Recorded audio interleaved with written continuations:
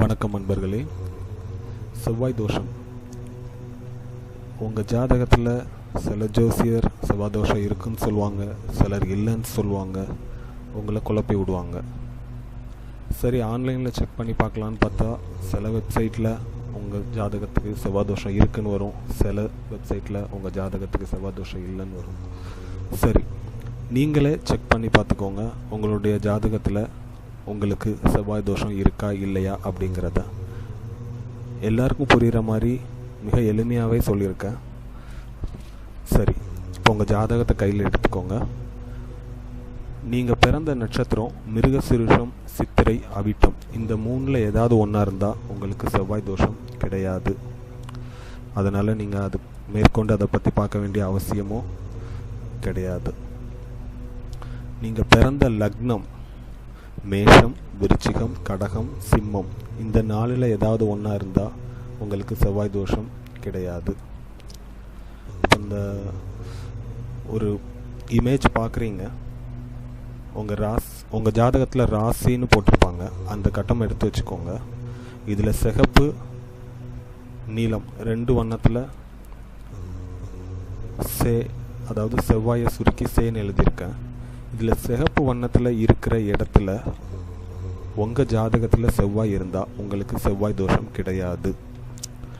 நீல வண்ணம் இருக்கிற இடத்துல உங்கள் ஜாதகத்தில் செவ்வாய் இருந்தால் மேற்கொண்டு தொடருங்க, மற்றவங்களுக்கு செவ்வாய் தோஷம் கிடையாது. சரி, இப்போ இந்த 3 இடத்துல நீல வண்ணத்தில் இருக்கு.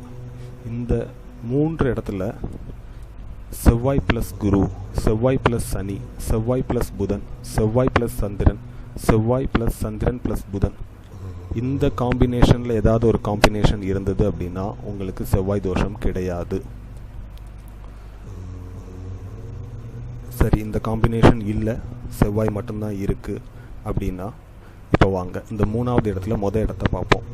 இந்த இடத்துல உங்கள் ஜாதகத்தில் செவ்வாய் இருக்குன்னு வச்சுக்கோங்க.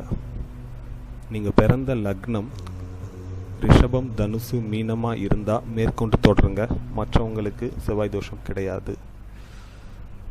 சரி, இந்த இடத்துல உங்கள் ஜாதகத்தில் செவ்வாய் இருக்குன்னு வச்சுக்கலாம்.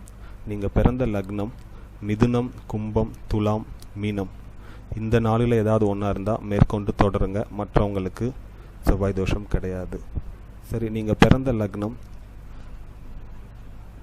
மகரம், மீனமாக இருந்து இந்த இடத்துல செவ்வாய் இருந்தால் மேற்கொண்டு தொடரலாம், மற்றவங்களுக்கு கிடையாது.